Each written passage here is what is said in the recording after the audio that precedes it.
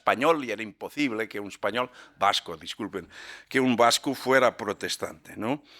Y entonces estas nociones son muy importantes y se conectan con otra que es muy importante en la compañía y cómo se expande hasta su extinción, que es el equilibrio entre un comando centralizado en Roma y el local que yo no conozco. Y esto es muchas veces olvidado. Es que Ignacio tenía conciencia, y los generales de los jesuitas a lo largo de los siglos, no solo que yo no conozco el local, lo que pasa en Perú con los jesuitas que están por allá, lo que pasa con los jesuitas que están en Japón, yo no los conozco, no conozco el local. Ignacio nunca más salió de Roma, pero para los liderar y gobernar, para gobernar a esta población, yo tengo que conocer el local y el individuo que gobierno. ¿Me explico? Esto ha sido un drama que Ignacio intenta solucionar por un sistema de informaciones, la conta de conciencia que he hablado, y un sistema de liderazgo acente en obediencia extrema, al mismo tiempo que intenta equilibrar esto con la libertad individual, por causa de la conciencia de que yo no puedo conocer a todo. Y Dios se puede revelar en su plan para cada jesuita de forma distinta. Pero yo tengo al mismo tiempo que mantener la población dispersa por el globo en una unidad doctrinaria, comportamental. Yo soy un cuerpo.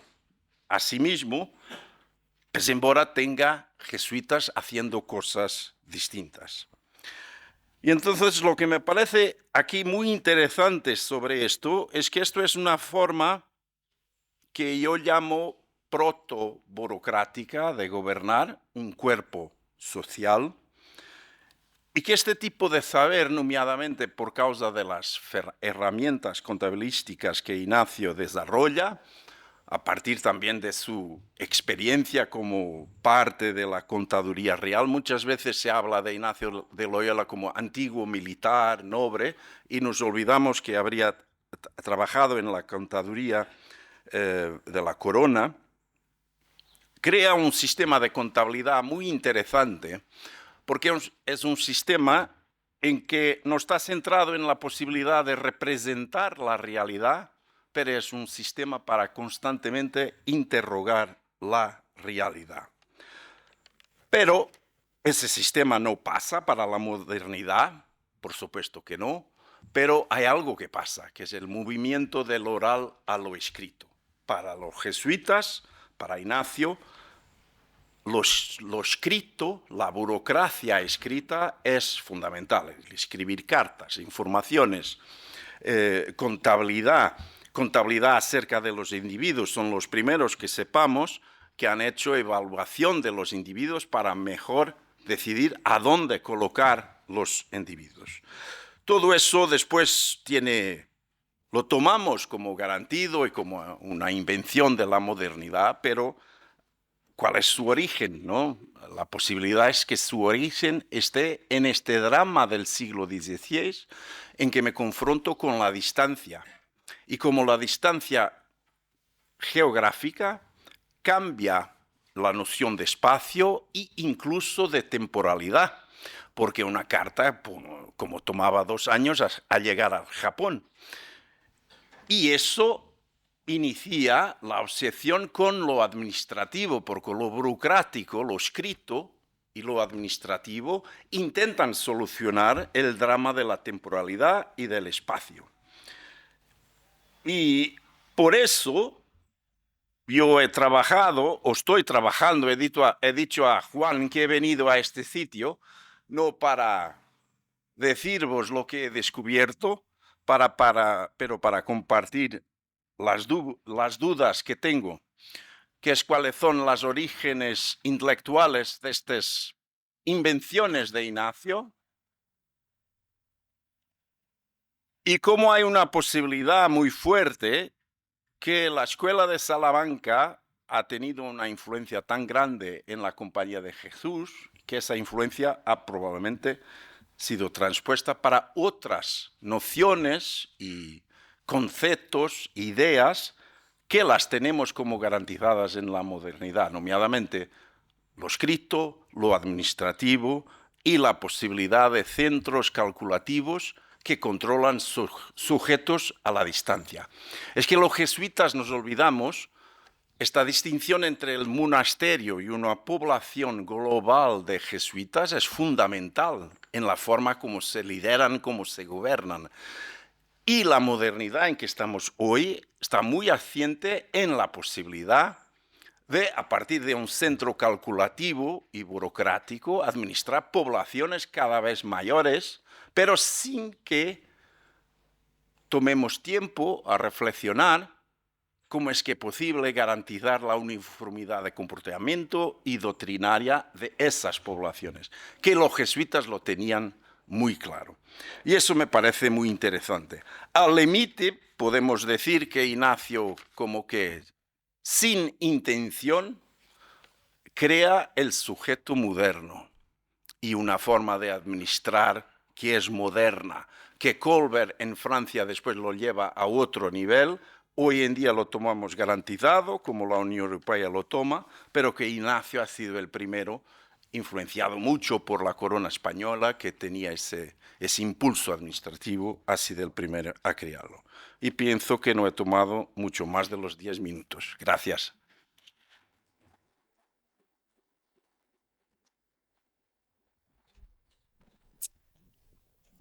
Bom dia a todos, buenos dias. Vou romper com este momento simpático e confortável do José e aproveitar a oportunidade que o Juan me dá de falar em português para ter o meu momento patriótico e respeitar a língua de toda a audiência. Então, para fechar esta manhã em que já ouvimos muitos pontos de contacto entre todos os oradores, eu escolhi falar, também inspirada neste livro do professor André Azevedo Alves e do professor José Manuel Moreira, escolhi falar ou sublinhar a importância do conhecimento integral e da busca da verdade nesta escola singular. Porque acredito que esta forma de articular os saberes é uma inspiração para o futuro. E se falar da importância da escolástica tardia é falar dos vários contributos que os escolásticos ibéricos deram, primeiro, para compreender a complexidade da realidade e, em segundo, para compreender essa realidade complexa num mundo em mudança, do ponto de vista de uma leiga como eu, e tenho de reconhecer aqui modestamente que também não sou especialista, não me cabe conhecer de forma profunda e divulgar os elementos mais originais, mas talvez então falar daquilo que salta mais à vista, neste caso, esta capacidade de articular o saber de forma integral.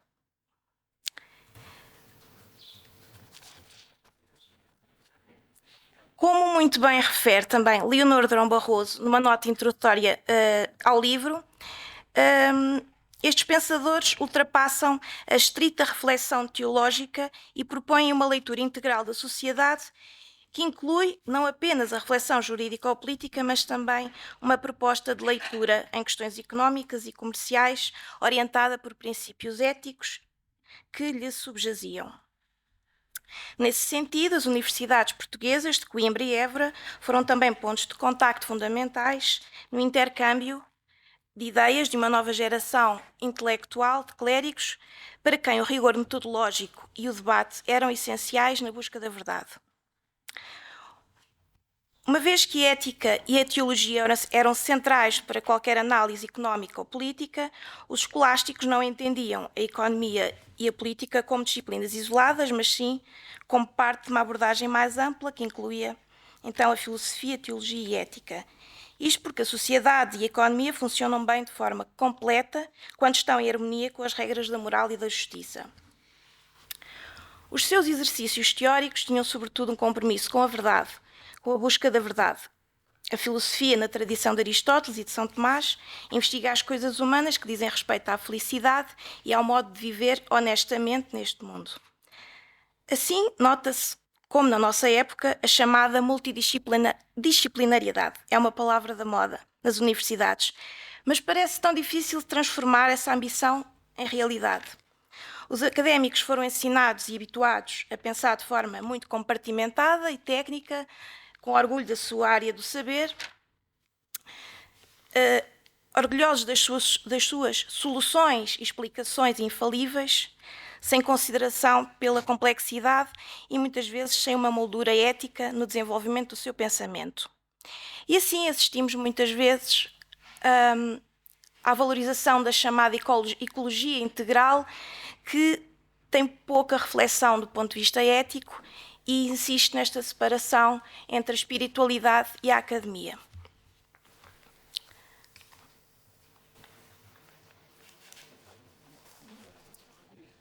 Mas, como estes autores da escolástica tardia conseguiram fazê-lo no seu tempo, recuperando a tradição aristotélica da conexão entre virtude, justiça e bem comum, olharam para os desafios do novo mundo a partir de um quadro ético e teológico, e acredito que hoje temos o mesmo desafio e podemos redescobrir nesta forma de pensar integral algumas pistas para problemas da atualidade.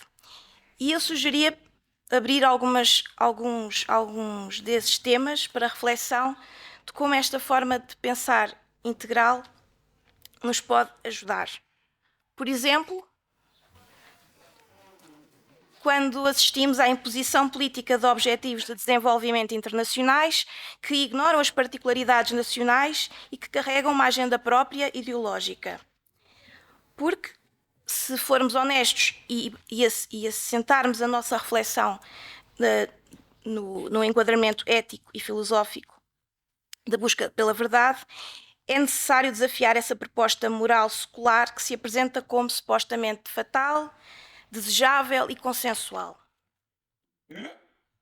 Um outro exemplo, a formulação de políticas públicas que não respeitam uma antropologia integral, mas que procuram apenas cumprir objetivos de emancipação individual e de igualdade. Algo que acontece muito no campo das políticas da família e até no campo da educação. Não podemos esquecer também as ameaças ao livre pensamento, sobretudo quando pensamos no ambiente académico. Porque é importante também contrariar o monolitismo do pensamento nas universidades.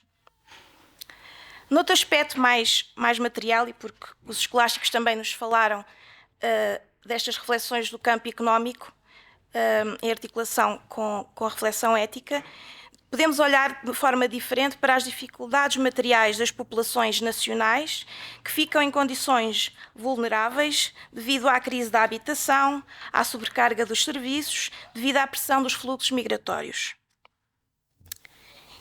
E um ponto também muito pertinente e atual, os desafios da inteligência artificial, seja no mercado de trabalho, nas relações familiares e afetivas, ou até no ambiente académico, e no seu impacto no desenvolvimento cognitivo e emocional das crianças e jovens.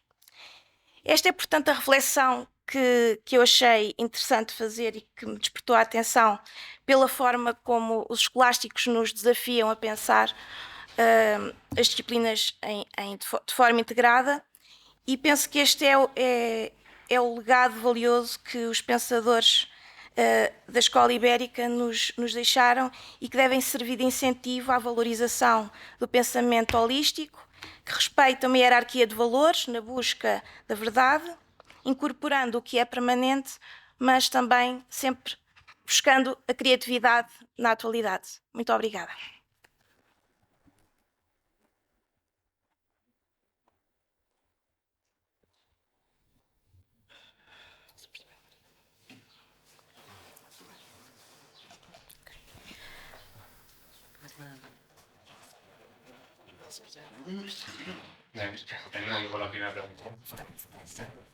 Muchas gracias, aunque no me habéis hecho caso del todo con esto de hablar portugués, pero bueno, el público os lo agradece. El público os lo agradece, yo el primero. Mi pregunta va dirigida a un comentario que ha hecho la profesora Nogueira Pinto, que a lo mejor también podéis contestar los otros dos, ¿no? Que es sobre esto de sentirse en casa, ¿no? Esto habla mucho de un fenómeno al que yo me refiero como el fenómeno, siguiendo un poco el nombre de la película, el Imperio contraataca, The Empire Strikes Back, ¿no? El fenómeno del Imperio contraataca, que básicamente es la capacidad que tienen las antiguas potencias imperiales transatlánticas, ¿no? Con territorios de ultramar, algunas colonias y otras no colonias, de asimilar a esos antiguos territorios de ultramar, ¿no?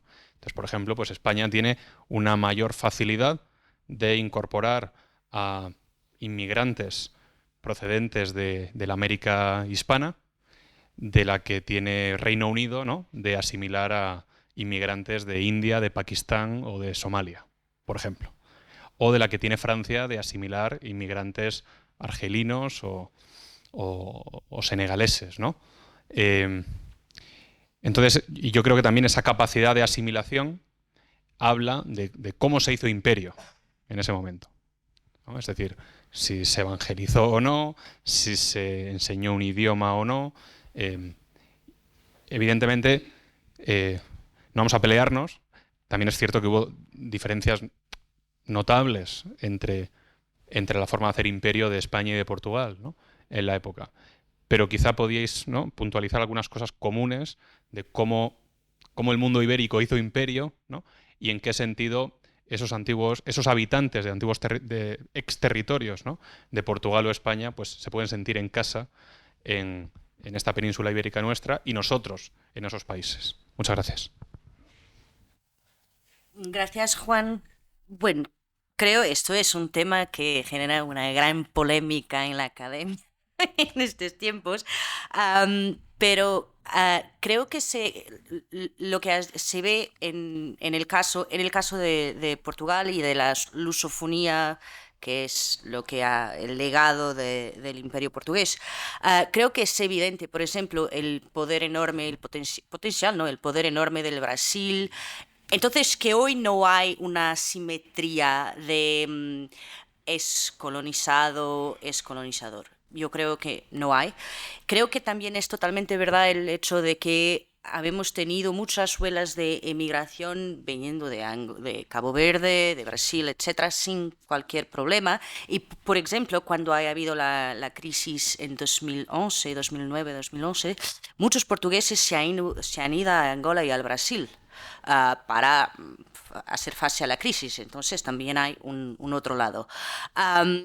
Y eso me parece todo muy verdad. Después, en la historiografía portuguesa, no en la historia portuguesa, también hay esta idea, que ha sido la idea de la nación pluricontinental, pues que a mí me parece imposible esa idea, que es una cosa diferente, pero Jaime, que es mi padre, que está en audiencia, está mucho más habilitado que yo a hablar de este tema, pero creo que esa idea de que sería posible, que es una idea muy marcada del tiempo de Salazar, de que sería posible una nación pluricontinental, pues que para mí me parece completamente imposible, y el uso tropicalismo y las formas como se ha intentado crear una unidad que me parece que no existe.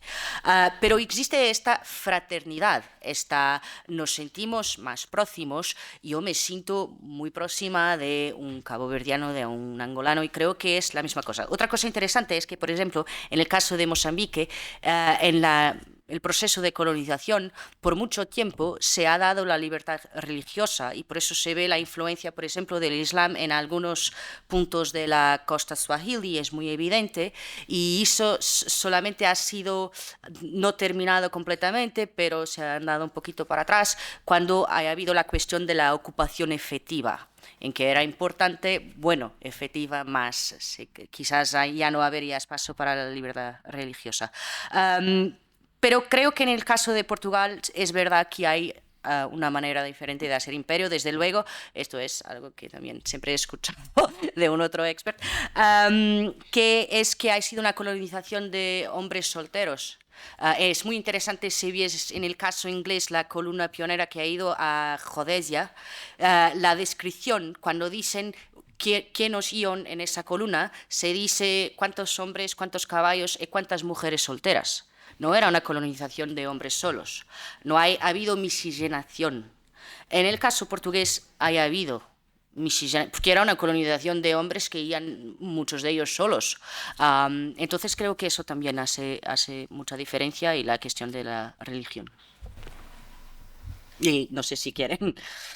No, solo añadir, no desde esta perspectiva, pero desde la perspectiva de la Compañía de Jesús y de cómo trabajaba en un contexto global, ¿no? No digo de colonización, pero cómo operaba como organización. Había un conjunto de cosas que me parecieron siempre muy interesantes, que era, los jesuitas han sido acusados muchas veces de ser heréticos, de relativistas, de todo va, y eso no era verdad. Tenían una estrategia muy interesante, bueno, de trabajar con la lengua. La lengua ya en las constituciones era muy importante, el vernáculo, hacen diccionarios, la uniformización de la lengua era importante, las redes de educación y una mirada centralizadora a la educación por vía de la ratio studiorum. Y una acomodación, que mucha gente piensa que los jesuitas se adaptaban al local. Eso no es verdad. Lo que pasa es que intentaban ver en lo local lo que era herético o no. Y si estaba compatible con la fe, se quedaba muy bien. Si no estaba compatible con la fe, era para cambiar. Esas son las famosas polémicas de los ritos funerarios en China, algunas polémicas con las reducciones del Paraguay, que al inicio los jesuitas permitían a los indios que vivían en comunidad, un hombre con varias mujeres, lo permitían para después lo cambiar, no necesariamente porque consideraban eso de acuerdo con la fe. Entonces, en la conexión con lo que Teresa estaba hablando y con tu pregunta, que es más actual, es que había aquí una sabiduría de hacer un equilibrio entre lo que puede ser local y libre, pero sin comprometer una unidad, en este caso de fe, ¿no? Lo que levanta cuestiones si el pluralismo sin límites es posible. Levanta estas cuestiones. Te vas a mirar como yo miro a la Compañía de Jesús históricamente, de un punto de vista, digamos, científico de la sociología. La Compañía de Jesús demuestra que no es posible, ¿no? Hay muchos jesuitas distintos con prácticas, eso español yo conozco, prácticas muy distintas, que viven de manera distinta, hacen cosas distintas, unos son físicos, otros son artistas, otros son simplemente curas, pero nunca comprometen en una unidad doctrinaria y comportamental y de prácticas. Esto es, crearon una institución. Y eso hace falta en nuestro debate de hoy en día, en que parece que todo va y que es posible la convivencia con valores y prácticas e instituciones que son totalmente incompatibles. Ese es el problema que tenemos.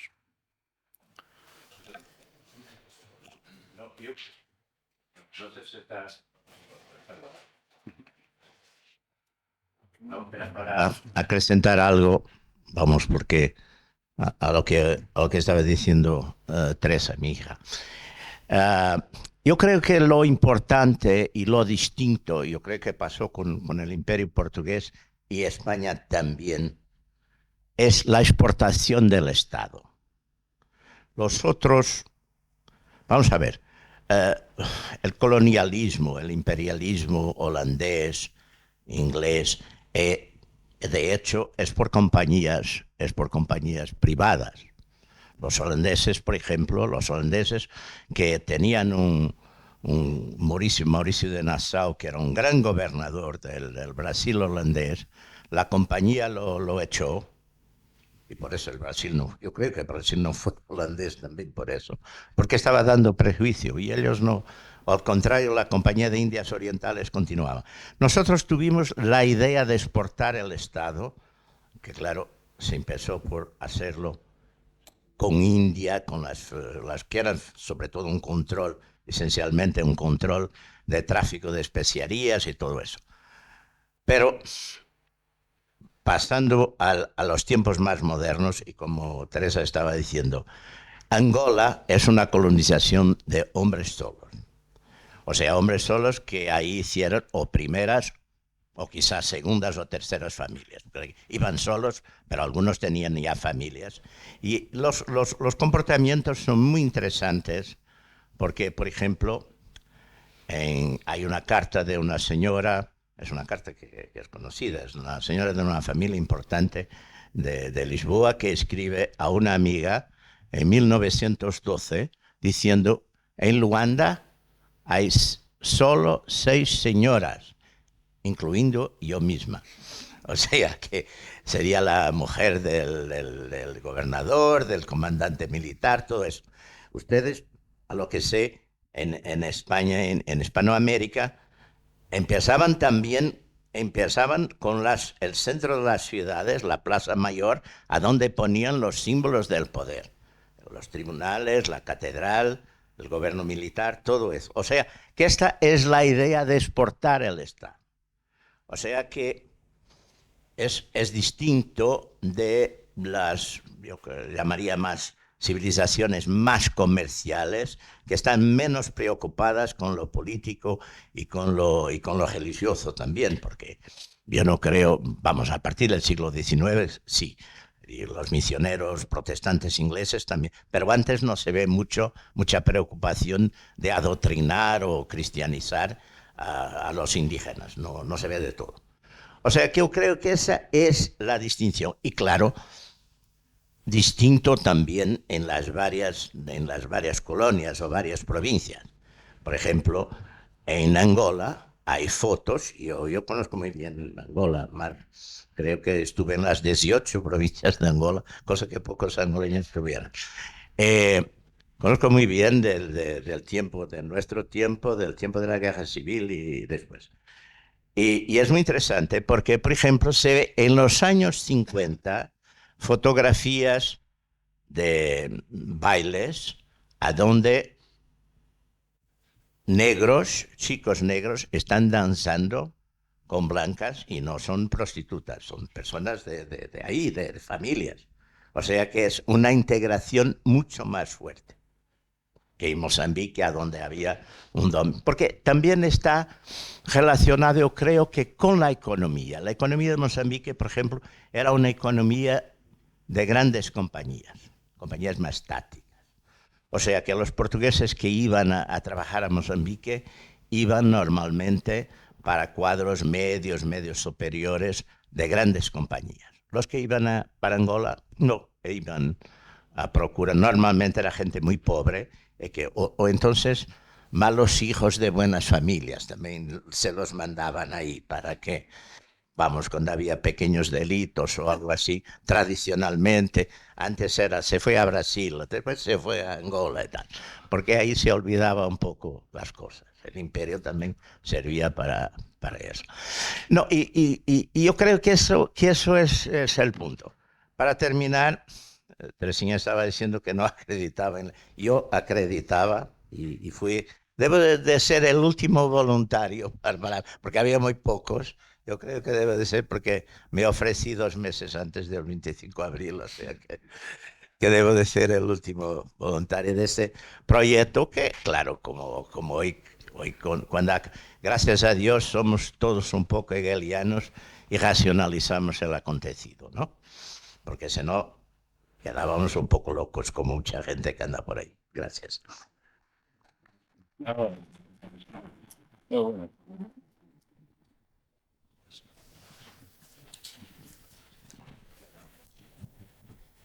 Sí, bueno. Una pregunta y también un comentario en relación a esto tan interesante que ha contado acerca de algo que es muy comentado, muy invocado, es el mestizaje que se dio en la América española entre conquistadores españoles e indígenas y que no se dio en cambio en la América anglosajona o en las colonias holandesas, etcétera. Bueno, sin descartar que haya más racismo en los anglosajones que en los españoles, que probablemente es así, una de las claves del asunto, que no es muy conocida, es la que él acaba de indicar. Es decir, en los siglos XVI y XVII se calcula que emigraron a América unos 300.000 españoles, que es realmente poco, y de esos 300.000 solo un 90% solo un 10% eran mujeres, un 90% eran varones, ¿no? Entonces, de género fluido no se tiene, no están en los registros. Entonces, por otra parte, existía en la América precolombina la costumbre de regalar mujeres a los recién llegados, como gesto de hospitalidad. Y esto lo cuentan los cronistas de Indias. Entonces, el famoso mestizaje y tal, sin prejuicios, etcétera, de españoles con indígenas tiene ese trasfondo. Prácticamente no había españolas en América. Por tanto, los matrimonios, y más que matrimonios, porque muchas veces era simple amancebamiento. Había un clérigo en Paraguay que escribió al obispo diciendo que aquello parecía el paraíso de Mahoma, por la poligamia y porque cada español allí se constituía un harén de 15 o 20 chicas indígenas, ¿no? Entonces, bueno, que no todo es tan idealista y tal. No, nosotros queríamos hermanarnos con... No, es decir, los hombres iban allí y las mujeres que había eran las indias y bien. Pero es cierto que hubo decretos de los reyes, cédulas y tal, incitando, promoviendo el matrimonio interracial. Y la pregunta era... no sé si pregunta o comentario. Mi impresión, quizás no conozco bastante sobre la historia del Imperio portugués, ¿no? Pero mi impresión es que entre el siglo XV y el siglo XIX la motivación comercial es la más potente. Es decir, Portugal circunnavega África y encuentra la ruta hacia las Indias en busca de la especiería, ¿no? En busca de las especias, una ruta comercial hacia Asia Oriental. Pero la costa africana no es colonizada. Realmente Portugal no hace con África lo que sí hace España con América del Sur, que es trasplantarse a sí misma allí y cristianizarla y en fin, urbanizarla, etcétera. No sé si... Quizás no conozco lo bastante, pero me parece que Portugal al principio se limita a establecer factorías comerciales en algunos puntos de la costa africana, pero no hay una penetración hacia el interior. Y creo que esto empieza muy tarde, lo de la colonización efectiva y más en profundidad, empieza a partir del Congreso de Berlín, quizás, es decir, en el último siglo, muy desfasado respecto a... entonces, ¿qué razones veis para esto, ¿no? ¿Por qué Portugal en el siglo XVI-XVII no hace con África lo que sí está haciendo España con América en ese mismo momento? Sí. Bueno, puedo intentar una respuesta, ¿no? Es que es verdad que hay, como ha dicho el profesor Jaime, una exportación del Estado, una exportación administrativa. Incluso sabemos que en el siglo XIX el Imperio Británico se expande para generar un mercado mayor. Hay una saturación del mercado inglés después de la Revolución Industrial y necesitaban un mercado mayor. Ahora, lo que sabemos desde el punto de vista de la sociología de las organizaciones es que puedes exportar las mismas prácticas, la misma burocracia, pero los valores que van como de infusión en esas prácticas hacen que después cuando son practicadas sean totalmente distintas. Y como he dicho, mi hipótesis, que no se puede probar, pero es como resultado de un análisis de una especie de historia intelectual, es que exportar una burocracia estatal para fines comerciales es una cosa. Exportar una burocracia estatal para crear una población es algo totalmente distinto. Y a mí me parece que a partir de España, con los jesuitas, esto era lo que estaba pasando. Porque las burocracias que tomamos como haber sido creadas en el siglo XIX, el Estado administrativo, inicio del siglo XX, eso no es verdad. Han sido creadas aquí en España, en primer Colbert, en Francia, como he dicho, pero en España ya estaban muy burocratizadas, ¿no? Pienso que era Felipe, que era conocido como el rey de los papieles en América Latina. Y eso lo hace totalmente distinto. Si es comercio, es una cosa. Los ingleses era puramente comercio, era utilitarista. Y a partir de aquí, con los jesuitas, que es lo que conozco para América Latina, era para constitución de poblaciones. El mejor ejemplo, para los que estén curiosos de leer sobre eso, es lo que sabemos, que lo que ha pasado con las reducciones de Paraguay. que le llamamos reducciones de Paraguay, pero en verdad eran pueblos por toda América del Sur, que en total constituían una población dispersa geográficamente con casi 250.000 personas. Y desde la mirada de los jesuitas, eso era como una población única para ser gobernada. ¿Me explico, profesor? Eso es como mi tesis, pero estas cosas no se pueden probar, como saben, es más de historia intelectual que otra cosa, pero me parece la razón más plausible. Para lo que se refiere, perdón, yo no soy ni español ni portugués. Por ejemplo, hay un tema para la colonización supuesta o palpada de Angola y Mozambique. Hay un dato muy importante que es la demografía de Portugal. Angola, si no estoy equivocado, son 1,5 millones de kilómetros cuadrados. Más o menos. Mozambique no es pequeño. Me recuerdo un sello portugués donde se veía Portugal, Brasil y Angola. Hablo de los años 60. Y decía, Portugal no es un país pequeño. Pero sin población nacional, ¿cómo se puede colonizar o trasladar una masa de población importante? España, a final del siglo XVI, por muchas razones, pues tuvo un boom económico, sobre todo en Castilla-León, por la gran industria de la lana, básicamente, y esto provocó un incremento demográfico importante. No podemos prescindir de esto, que es un hecho objetivo.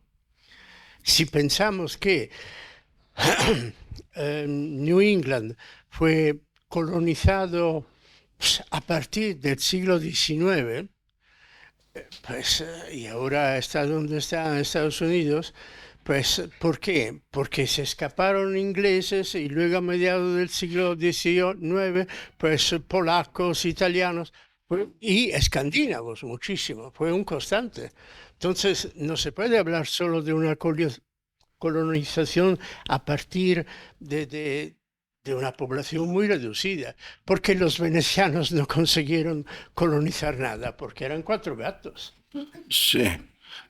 Aquí tengo eso, bueno, estamos en el plano de las cosas que no podemos probar, pero alguien ha hablado de esto anteriormente, ¿no? Es que de nuevo, desde los jesuitas, a mí cuando hablo en público solo hablo de lo que sé. En el intervalo podemos hablar de todo, que todo bien, incluso de fútbol, que no sé nada. Bueno, los jesuitas invertirán mucho en China y Japón y en América del Sur, y eso tenía una razón especial, que alguien ha hablado de eso por la mañana. Es que había una jerarquía de las culturas, y los que tenían una cultura visible, con prácticas culturales, los que tenían una forma de gobierno y Estado, los que tenían un Dios, mismo que fuera el Dios errado, y los que no tenían Dios. Entonces, en esta jerarquía, esto ha sido hecho por José de Acosta, y los de China y Japón eran considerados los superiores, porque tenían cultura, Estado, tenían todo, pero no tenían Dios, ¿no? Y los de América del Sur tenían cultura, tenían una forma de gobierno y los dioses errados. Y los de África estaban abajo. Entonces, cuando toca a inversión de recursos humanos, han invertido mucho más en estos sitios.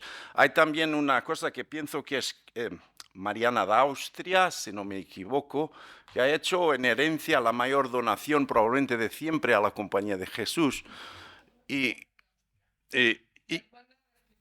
Sí, precisamente. Y con eso ha dado la cátedra de matemática en una universidad aquí en Madrid, siempre a un jesuita. Y por decreto, quien tuviera esa cátedra era miembro por derecho del Consejo de las Indias. Entonces tuviste un jesuita en ese consejo desde 1604-5 hasta su extinción de la compañía.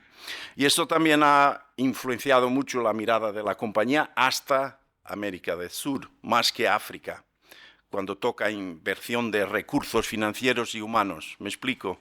Encima de todo eso que has dicho de la demografía y todo. Eso es así. En primer lugar, China, por las razones que justamente usted decía, invirtieron sus mejores gentes, los jesuitas me refiero, Sí. evangelización de China. Tanto es así que Matteo Ricci, pues un jesuita, llegó a ser Mandarín. considerado, a mí me invitaron en Shanghái para los 200 años de la muerte de Matteo Ricci, por el gran cariño que le tenían, porque era un gran matemático y le enseñó muchísimas cosas a los chinos, que para ellos era absurdo que un extranjero, uno que no fuera del Imperio Central, pues pudiera enseñarle matemática. Sí. Y los jesuitas gozaban de un nivel cultural un nivel superior. Está incluso sepultado en la ciudad prohibida, sí. Ha llegado a mandarín del Estado. Mandarín en la ciudad prohibida. Perdón, yo quería responder a la cuestión, ¿por qué no África? No, la razón las razones son también las condiciones naturales de África. Antes que se inventara algo contra la malaria, primero. Segundo, la forma, antes de los ferrocarriles, la única forma de penetrar en África eran los ríos. Los ríos africanos tienen corrientes muy fuertes. O sea que hasta ver la máquina a vapor que permitía subir los ríos también no era posible. Y después también un factor, estratégico militar, que fue la ametralladora. Porque para dominar grandes ejércitos que había ahí, de las tribus, poca gente, son estos tres factores que solo se verifican cumulativamente en el siglo XIX. Hay una famosa novela de Heider Haggard que fue traducida por esa de Queiroz, que es Las minas del rey Salomón, a donde cuando están cercados los tres ingleses y un portugués que van ahí a descubrir todo eso, y cuando están cercados uno dice: John King tuviera aquí una ametralladora porque los otros se están avanzando. Bien, pero nosotros hicimos esa estupidez después en la Grande Guerra, que se atacaba en columnas a donde había ametralladoras, ¿no?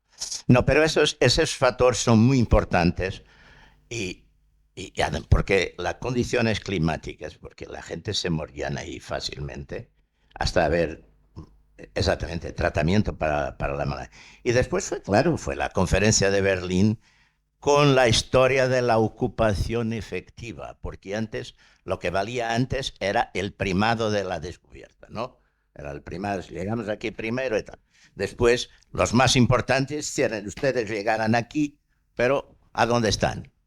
Y se hace, y nosotros los portugueses hizo un gran esfuerzo de ocupación con columnas militares, ¿no?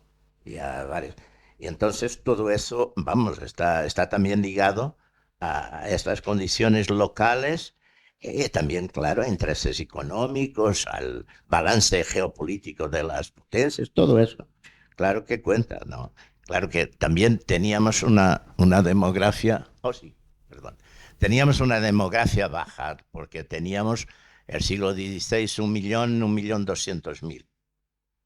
Era muy poco. A principios del siglo XIX, 3 millones, o sea, era una demografía baja. Y al final de la colonización en Angola teníamos 600.000 portugueses de Portugal, y en Mozambique cerca de 300.000. Era eso. Es que como se habla de la evangelización de África, quería simplemente recordar que el gran éxito del Concilio Vaticano I fue haber dado visto bueno al proyecto de Comboni. Comboni tuvo la genial idea o la genial inspiración divina de ir a los puertos de mar y en los puertos de mar evangelizar a los africanos, y los que se convertían, ellos, convertidos y ordenados sacerdotes, los que tenían vocación, ellos eran los que iban al interior, y en el interior evangelizaban a las tribus del interior, y cuando ya evangelizados los del interior, algunos de ellos que tenían vocación se ordenaban, entonces empezó a haber clero nativo que perseverara, porque el sistema hasta 1870 consistía en que los misioneros llegaban, evangelizaban, pero morían sencillamente porque, claro, es que si vas al interior y no tienes los anticuerpos, pues pasa igual que en América. Entonces, con Boni, él mismo fue en la primera expedición a la que fue a África, fueron 100, él era uno de ellos, fue el único que sobrevivió. Por eso ya Dios le iluminó que el sistema no era simplemente ir al interior de África e intentar evangelizar, porque es que sencillamente no llegaban ni a convertirse, morían antes, ¿no? Por eso en 1870 empieza el método con Boni, que es el método que ha funcionado, que es el que, gracias a Dios, también ya a partir del siglo XVII empiezan a ordenarse los primeros indígenas. Primero solo se ordenan mestizos o criollos, y después ya indígenas. A veces las cosas tardan en tiempo hasta que se ha inculturizado suficientemente el Evangelio, hay un suficiente madurez en la fe para poder seguir dando grandes pasos. En ese sentido, la Iglesia aprendió que no todo es cuestión de fe, que es fe, pero también es sentido común. Las dos cosas hay que aplicarlas. En ese sentido, es verdad que cuando Felipe II anexiona Portugal y vuelve a unirse en una sola corona, los patronatos de Indias, de Portugal y de España se suman.